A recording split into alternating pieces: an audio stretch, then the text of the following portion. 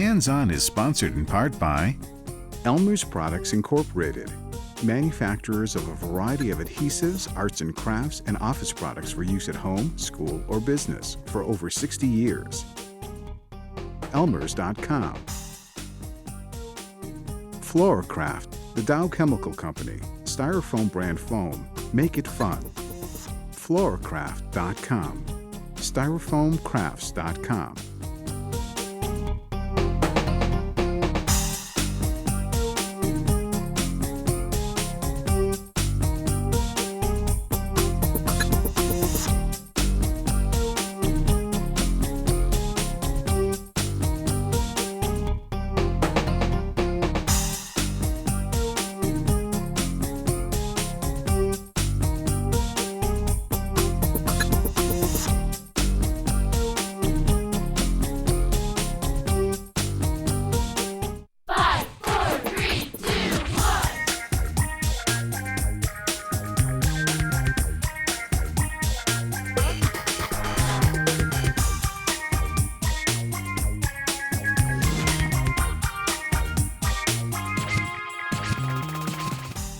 Travel around the world on this season of Hands-On Crafts for Kids.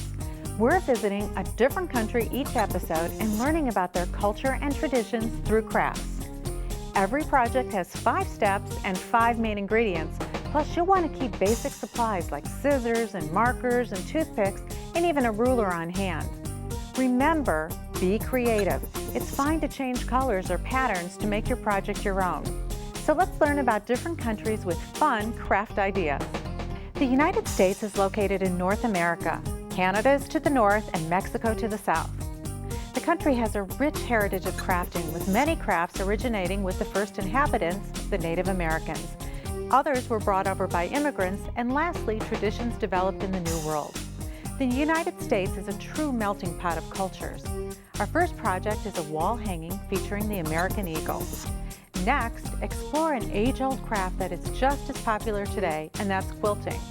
Our quilt is paper, not fabric. Then make a rain stick inspired by Native Americans. Finally, create a beaded corncob. So let's get started. Our first project is a bird plaque. The eagle is the symbol of freedom in the United States and our national bird. It's an icon of our country. Here's what you'll need. We start out with a 12 by 12 sheet of 1-inch styrofoam. We have various colors of ribbon in patriotic colors and some black ribbon for our trim. We also have some gold little stars, white construction paper, and then we need a cutter to cut our styrofoam because we're doing an intricate design.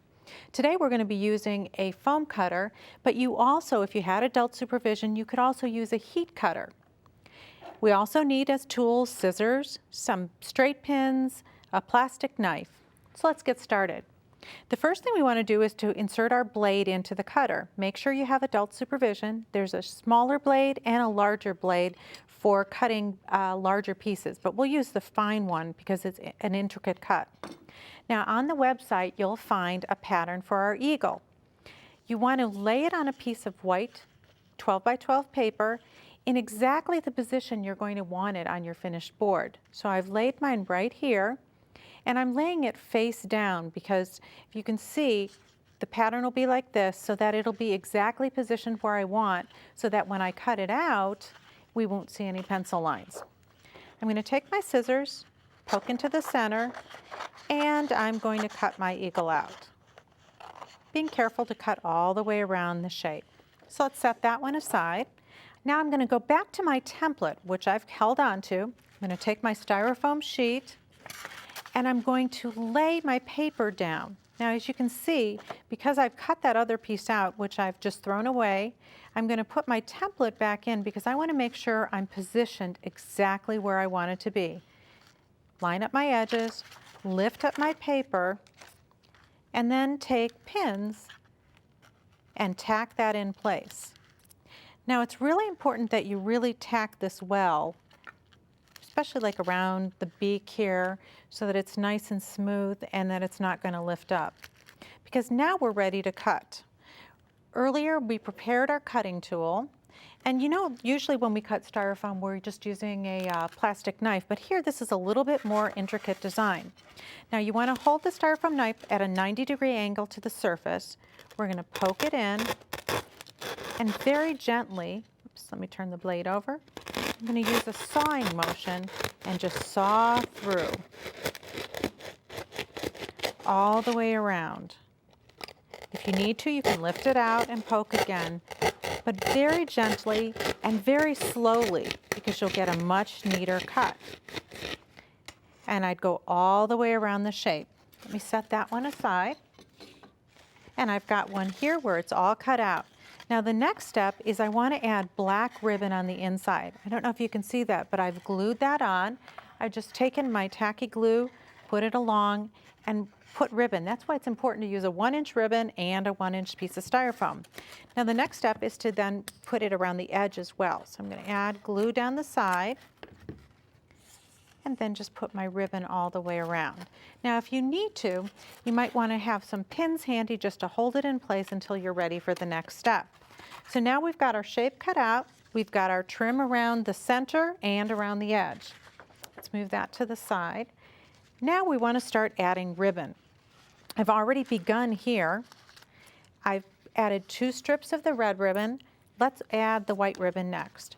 I'm going to lay some glue down, position my ribbon, and don't worry, you can put these ribbons any way you'd like. So this is 12 inches and 1 inch down on each side. Again, I'd put a piece of pin here, or 2 pins on the edge just to tack it down. And then let's add some blue. Let's put, I don't know, let's put the blue here and overlap with the gold. You can do whatever you'd like, whichever way you'd like to make the designs. You can mimic the American flag by putting the blue at the top or choose to put it at the bottom. Then I'm going to take my stars. If you didn't have star punches that have the prongs on it, you also could glue a button down or another shape. And then let's go back here and finish our edges off, at least on the one side. And then pin it to the back. I take my pins and pin that over. Now the last step is we want to take a piece of construction paper and layer it behind so that we have the silhouette of the eagle. And you can see how pretty that looks. Let me move that to the side. I'm going to take some glue and position it all along the back. And of course, we would have continued and glued down all of our other pieces here as well. Position that down, tuck in our ends, and slide that in place. Now, he could be completed at this point, or you might want to choose to add a hanger at the top by just putting another piece of ribbon and pinning it right here. You can add more stars here. You can add more ribbons on the side. It's your eagle. You can do whatever you'd like on your decorations. So let's take a look first at our finished eagle. You can see I put these stars on the blue on that one. And then look just to the side. Here's another bird that's a native bird to the United States. Not only have we cut it out, but instead of adding ribbon, we've painted on the inside here. And we've taken that shape that we cut out and added ribbon there. So it can be inside and make it a 3-dimensional shape, or it could be a separate shape next to it. Up next is the paper quilt. The Industrial Revolution brought many changes as women no longer had to spin their own fabrics for their family. As more cottons and colors and prints were available, quilting became a hobby. In the 1840s, block styles became popular. When the sewing machine was invented, women could make clothing faster, leaving more time for quilting. We're making traditional quilt blocks from paper. Here's what you'll need. We have foam core board, or you can use a white poster board. Then choose your favorite colors of construction paper. We are going to use a repositionable glue stick. And then our basics, we have a ruler, some string, a push pin, and don't forget your scissors. Let's get started. The first thing you want to do is to choose your favorite colors of paper. So I've chosen 4 colors to work on my first quilt block, which is going to be called Jacob's Ladder. I've taken my ruler, made marks at 1 inch all the way along the paper, and done the same and came across and did 1 inch there. That way I'm going to have perfect 1 inch blocks. and I'll just go through and cut all of those blocks apart. So let's set that aside. And as you can see here, I've chosen for my Jacob's ladder, I have gold, kind of a pinky red color, purple, and orange. Now on our website, there's going to be all different quilt patterns that you can choose from. Here's Jacob's ladder all drawn out. And as you can see, it's alternating squares of color. So let's put it right up here. I've taken a piece of poster board. I haven't cut it to measure, just a piece so that we can trim it down later. I've started with the yellow, red, purple, and orange are half and half. And to do that, I've just taken one of the blocks and cut it from corner to corner. Orange, orange, yellow, and red. So let's go down to the next row. The next one down is another red block, which is going to go here. So I'm going to put a dab of my glue and put that down. Let's see, the next one is yellow. Now let's say I made a mistake and instead of putting yellow, let's put orange down. And I look at my pattern and see it's incorrect because this is repositionable. It doesn't dry solid right away, so I've got time to move it around. Put a little bit more glue and now I'll put the correct yellow block down. Then let's do a purple block and then another half purple. And let's just lay these down so you can kind of get an idea of what the pattern looks like. Oops, I need another orange. And then it's time for a red and another yellow.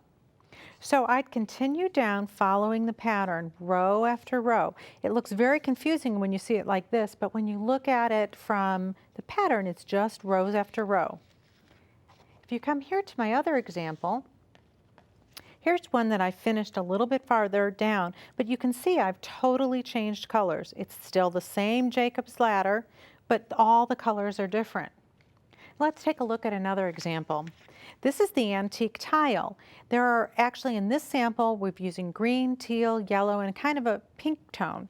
On my sample, instead of doing a different color here, I've chosen the same color. But if you look here, it's still the same. I'm doing two of the same, two and two, and just following row by row by row. Now, once you get down to the end, you have a couple different options. If you've done it on a larger piece of paper, you can trim and leave a 1/4 inch margin, or you can start out with a 1/4 inch and just leave it and make sure that you line up that first row. Either way works the same. You also could choose to put this on a foam core board and make it a little bit more sturdy. Now it's time to make a wall hanging. The third pattern in ours is called Joy Bells, which is just done in this example in 3 shades of blue. To connect them, what I'm going to do is take my push pin, I'm going to push it through. Now I'm working on a mat that won't go into the table, so I poked my hole through. I'm going to just take the string and tie it together. This one happens to be what's called on point, so it's point to point, or you could hang it this way. So let's look at the finished one to get an idea. So the top one is hung as a square or quilt block, and this is the antique tile. The middle is Jacob's ladder, and the last one is Joy Bells. And you can see this one is hung on point. Now you could choose any colors that you like and any quilt blocks. Our next project is a rain stick. For centuries, rain sticks have been used in ceremonies by various Native Americans to bring rain. When they are tilted, the pebbles inside trickle down to create the sound of rain falling from the sky. Here's what you'll need. First, we have a paper towel tube, various colors of sand in your choice. We're using a white glue. We have scraps of cardboard, some beans, some lacing, and then some feathers and beads to decorate. Our basic tools are masking tape, round toothpicks, a nail, a pencil, and scissors or craft snips. Let's get started. First thing we want to do is to take our paper towel tube and put it on your scraps of cardboard, trace around, and we want to cut 2 circles out. These are going to be for the top and bottom. I've already done that, and I have one cut here. I'm going to place this on the top, and then I'm going to take my masking tape and tape it really securely to the bottom. We want to be careful that none of the beans are going to slide out when we're done. So you're going to take a little bit more time at home to make sure that this is really nice and secure. Now the next step is we're going to make holes, and it's going to go along the ribs of the paper towel. And to do that, I'm going to take a nail, and I'm going to go probably about every inch. And I'm just going to poke it through and go all the way around the entire tube. And you'll see they're going all around, and they kind of spiral just like the cardboard does on the tube. I've got one here. Now the next step is to insert toothpicks into every one of those holes. And you can see I've slid those in all the way into the end, but the edges are sticking out still. So now what I'm going to do is I'm going to tilt this straight up and drop the beans in. And you can drop as many as you'd like, and you can hear the sound because what they're doing is going against the sticks. Then I'm going to take another one of my circles and tape that to the top. So let's get our masking tape and tape that on, and we'll make it nice and secure all the way around. Make sure and take your time with this step at home so that it's really nice and tight, because you don't want everything falling out later. Then it's time for, if you need a little adult supervision, we're going to take some craft snips and snip off all the extra toothpicks. Make sure, cover it with your hand so they don't pop out, and just go around and snip all of those off.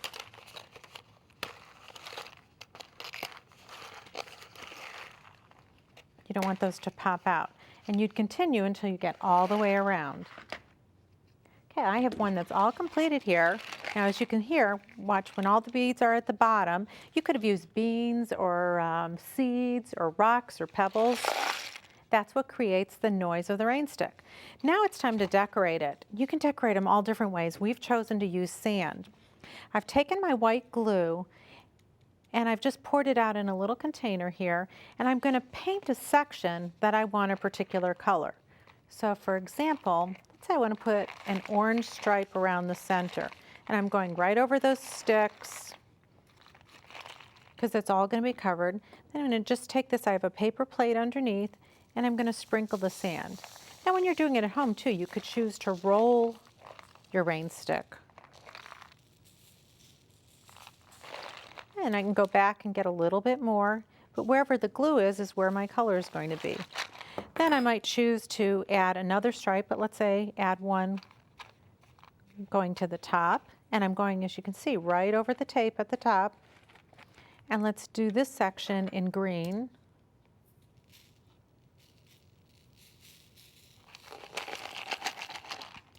And you'd continue on until you have a pattern that you like all the way around and you've covered the entire stick. You can see here I've got an example. This one is all completely done. Now the last step is to take a length of cord, whatever length that you'd like. I've strung a couple beads on the end.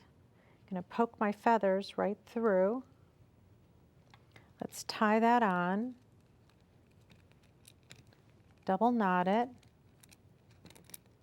Then I'll take a few more beads at the other end.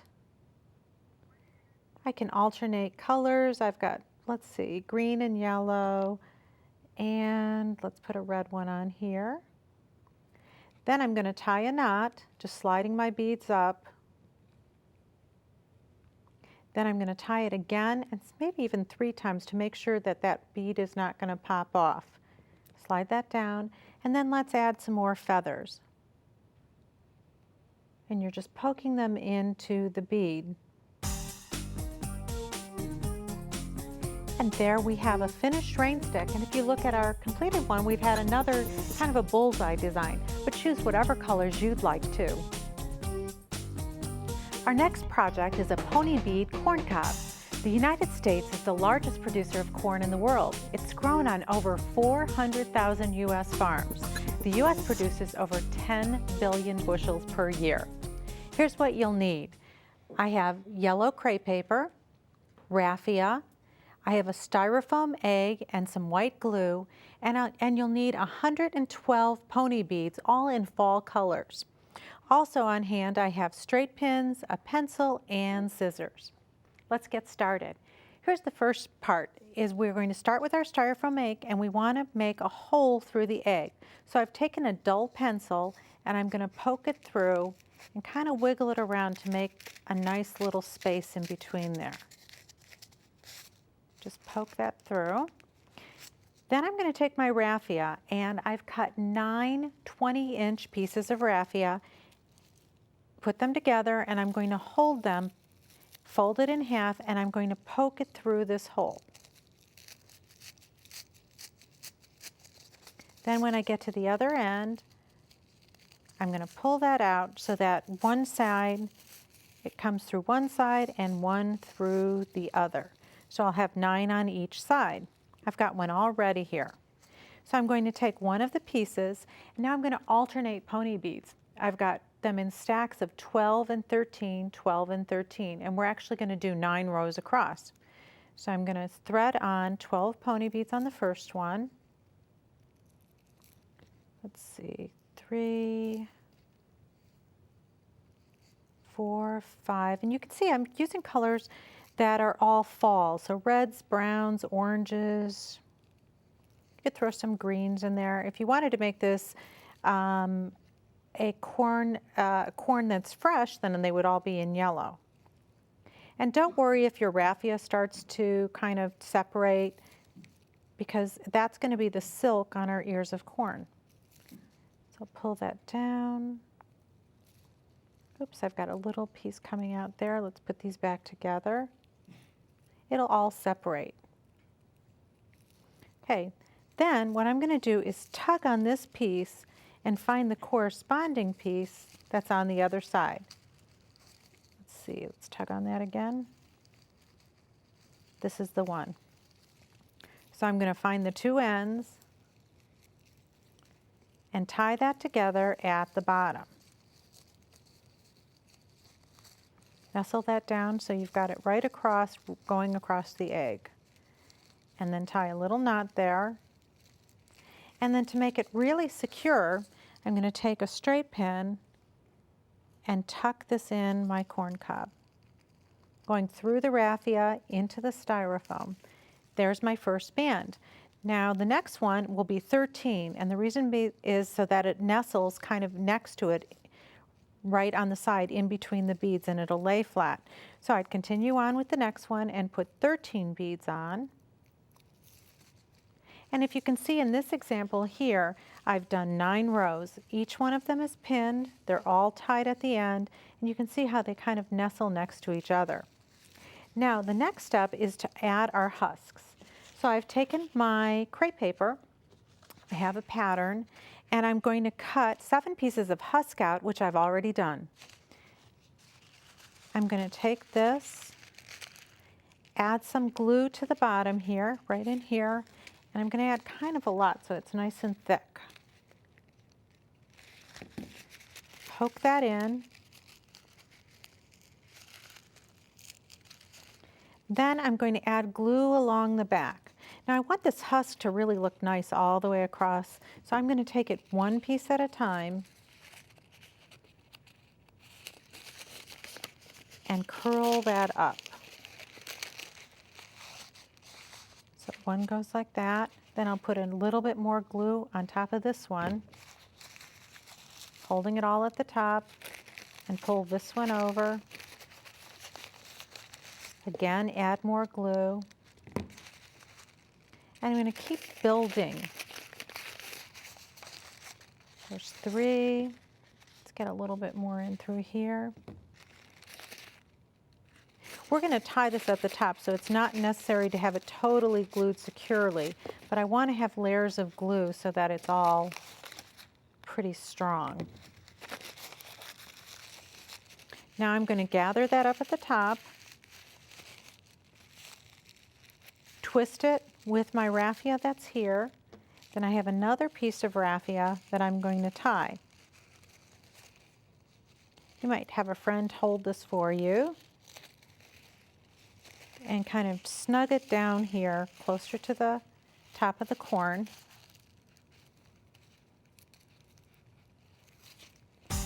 And there you have your finished corn cob.